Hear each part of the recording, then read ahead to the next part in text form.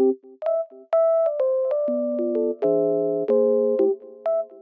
Ferret fam, I hope you are having a wonderful day. Welcome back to the Ferret channel here on YouTube. Happy to see you here today. We are going to be discussing the most important ferret care tip and something that every single one of you should be doing, and that is free roaming your ferrets. And I talk about this a whole lot on my channel, but I don't think, have an entire video dedicated to free roaming ferrets, keeping ferrets cage free, my tips and tricks on how to do it successfully, the things that I've learned over the course of having my ferrets cage free. But before we begin, do not forget to hit that subscribe button, leave a comment, leave a like. Do not forget I have a very tentative date for the start of my gaming live streams here on YouTube. I'm going to be playing a variety of games for you guys, and it is all going to be streamed here on YouTube, so be sure that you hit that subscribe button so you don't miss out on that. It is tentatively scheduled for next Tuesday, and I hope to do it weekly after that. Okay, so the glossary for this video, the topics that I will be going over is the importance of exercise, what the internet says on free roaming ferrets, risks of keeping ferrets caged, as well as how to keep ferrets cage free with specific tips and tricks that I have learned from having my ferrets cage free. Okay, so the importance of exercise is pretty much a no-brainer. We all learn it in school. For humans, it is the exact same for animals as well. It helps lower blood sugar, build muscles, helps with digestion, helps keep things moving in the ferret's body. It helps with behavioral problems. Along with that, it prevents depression and, of course, obesity, which, I mean, we don't really see obese ferrets that often in the media, but I do see quite a few overweight ferrets, and I think that a lot of people love to see these chubby little ferrets. I mean, it only makes sense. They do look quite cute. The truth is, ferrets should not be the same weight all year round. So all of these things I think we all already know for ferrets, but for some reason, unfortunately, they are marketed by pet stores and on Google in general as being caged animals. You see these really cute, pretty plastic purple, green cages on the market that are extremely inappropriate for ferret use. It should be considered neglect to keep your ferrets in these houses. We have these water bottles marketed for them. I think that that is where people get the stereotype that ferrets are caged animals, when in reality, ferrets were bred to be hunting animals. They would help humans hunt rabbits. They have always been very active, very inquisitive creatures that do not do well locked up in small places for long periods of time. And unfortunately, when you Google ferret exercise, how much time does my ferret need out of the cage daily, you're gonna find some pretty terrifying bits of information. For example, I have a couple different websites that I looked at. One said 3 hours, one said 4 hours. I've seen some say 2 hours. I've even seen some places say only 1 hour, which is absolutely animal neglect and cruelty. That is just not appropriate. And even, 2 and 3 hours is definitely what I would consider to be neglect and cruelty. It is not fair to keep an animal locked up for 22 hours of every single day. It's messed up. And a lot of people think that this is appropriate for ferrets because they sleep a lot. I've tried to give my ferrets free roam time. All they do is sleep. There are quite a few reasons for this. Is probably because your ferret is extremely depressed. They know that they are going to go right back into their cage an hour after and stay there for 23 hours of the day. And it is without a doubt the most important thing that you should be making sure that you are providing for your ferrets every single day of their life. I did just make a brand new post on my website, Pazuandfriends.weebly.com, all about natural ferret care tips. And one of those tips is, of course, Appa and Tanji are playing, keeping ferrets cage free. And I actually have a list there of the dangers of keeping ferrets caged, because I think many people have this misconception that when they're locking their ferrets up in a cage that they're safe,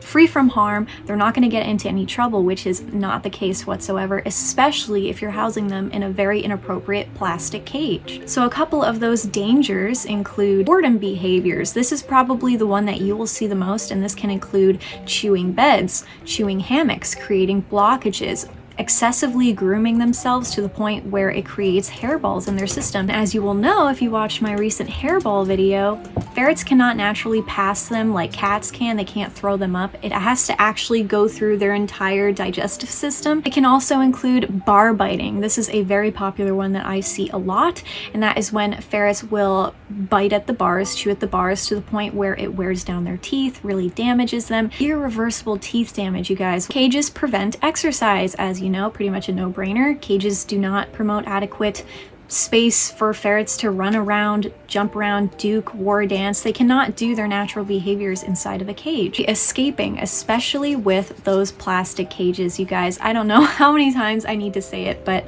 I clearly still have to, because a lot of people do still have these insanely inappropriate, awful plastic cages for their ferret. As you guys know, if you see my videos, plastic harbors a lot of bacteria. They are very hard to clean. You can't put anything in these cages. They are way too small, and they're very easily escapable. The bars, if you squeeze them together, they are very bendy, and it's very easy for a ferret to attempt to get through. A lot of ferrets have gotten their heads stuck, have suffocated, and have died attempting to escape from these cages. Number 4, limbs caught. They can get their limbs caught on pretty much anything in a cage, from hammocks, loose threads in bedding, the ladders. And my point in saying this is that cages are not 100% foolproof, safe places to have your ferrets in all the time. Possible zinc poisoning due to galvanized metal cages, so make sure that you're checking out what your cage is made out of. They can get this from walking on galvanized metal, biting on it, eating their food on top of it. And then of course we have depression, and depression equals immune compromised ferrets, which equals ill, sick ferrets. Depression is actually a very easy thing for ferrets to have, believe it or not. Ferrets are very sensitive animals. The next topic that I wanted to touch on, which I think is relevant to a lot of people, including myself once upon a time, and that is bedroom-bound ferrets. I think a lot of people think that keeping their ferrets in their bedroom at all times without a cage is suitable, and don't get me wrong, it is much better than keeping your ferrets in a cage. However, it's not enough space most likely for your ferret. Unless you have a massive, like, basement sized bedroom, it's not going to be enough space. So I do highly suggest, if not, I think it's a requirement, if you're keeping your ferrets in your bedroom, which I did at my parents' house, would be to let them out of your room multiple times a day as much as you can. Really work hard at being able to provide that for your ferrets, provide that extra enrichment.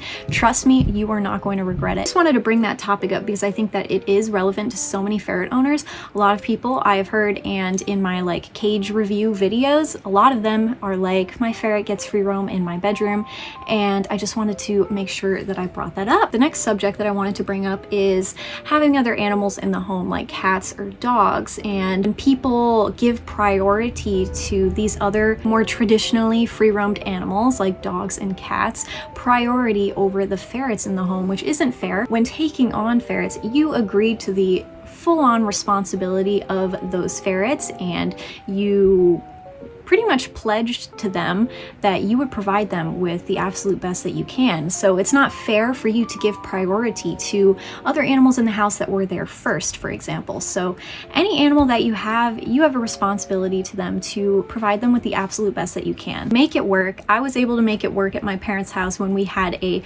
full-grown adult dog along with 3 cats and a toddler running around in the house. So if I could make it work, you definitely can. You're just gonna have to ferret proof really well, make sure that you keep the other animals separated if you choose to do that, if they don't like the ferrets, and make sure that you're doing the proper introduction techniques if you choose to do that as well. In my opinion, the ideal scenario to keeping ferrets would be to keep a single room as their cage, if that makes sense. So put them in there if you're going to go out and run errands for the majority of the day, or if you want them in there to sleep. Appa, can you please stop trying to bite my feet? Keep this single room as their secure space. It doesn't have to be a dedicated ferret room, but just a room that is really nice and safe. That way, if you ever need to run home and get them out really quickly, or in the middle of the night, let's say something happens and you need to get all the ferrets out, rather than having to look around for them around the entire house, you have them in this one room and you know where they'll be. And then significant access to the home during the day. Now we move on to ferret proofing tips and the things that I specifically learned what not to do and what to do when ferret proofing. So the biggest thing that I had to pay the most attention to in my apartment currently is the baseboards. So the baseboards along with the baseboard heaters, because this apartment is very, very old. We are in the basement of a very, very old home. So basically what I did was I got on the floor and inspected every single inch of the baseboards in this apartment, because you never know, there might be an area where there is a hole that they can get into and you don't want to find out until it's too late. My baseboard heaters are really poorly set up. There's actually like a hole that goes right into the wall. So I had to ferret proof that using duct tape, and because it's a baseboard heater, you really want to be careful what you're putting on the heater. So I actually got baseboard heater covers that cover the heater. Along with the baseboards, I really had to ferret proof my bottom cupboards because they could easily open them. So this is a really easy fix. You just need to get child locks for that. So I did that and it has been awesome. But our couch, we did take off like the feet of the couch because they could go under it and scratch and try to get into the couch. Have multiple people check your home before letting your ferrets have free access. They may catch something that you did not. Post photos of your rooms to ferret groups like our ferret Discord server. Link is in the description of this video. We will be able to tell you what you should do to ferret proof the space even more, things that you don't have to do, and so on. One of my biggest pet peeves with ferret owners is a lot of people think that keeping their ferrets in a locked playpen for their free roam time is adequate, and I'll tell you right now, most of the time it is not. It is far from adequate. Now you can use playpens to block off areas in the home that you don't want your ferrets to get to. For example, the kitchen is something that a lot of people like to block off, but just be careful with the type of playpen that you get. A lot of people love like the plastic type playpens, but be very careful with those because ferrets have gotten their heads stuck in them. Some of them are able to actually climb out of them depending on the height. I've seen PVC playpens before, which I really like. Be careful of wires. Some ferrets are wire chewers. Mine are not, thankfully, but that's something to keep an eye out on. You might have to use wire protectors. And lighting. Lighting is a huge thing, especially for free roam ferrets because they have larger access to places in general. So they have access to rooms with lighting and so on. So you're going to want to try to follow the natural schedule of the sun as best as you can. I know it's pretty hard, especially for people who work from home, work at night. Just make sure that you're providing your ferrets with enough dark spaces for them to sleep. Another really big tip is do not have recliners or rocking chairs around your ferrets, or just don't use them when they're out, because so many ferrets have unfortunately passed away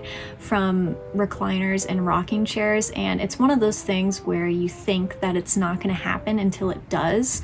That's happened to a couple of my friends before, and it is really, really devastating. Pull out couch beds you really have to be careful with as well, because ferrets love to get up and into places that they're not supposed to be. A big question that I get in regards to free roaming is how I keep stashing under control. Stashing is a deeply rooted instinctual habit that ferrets have from their wild ancestors. It's not something that we should not allow our ferrets to practice because it is a natural behavior, but there are ways that we can make it easier on our lives to clean up after them.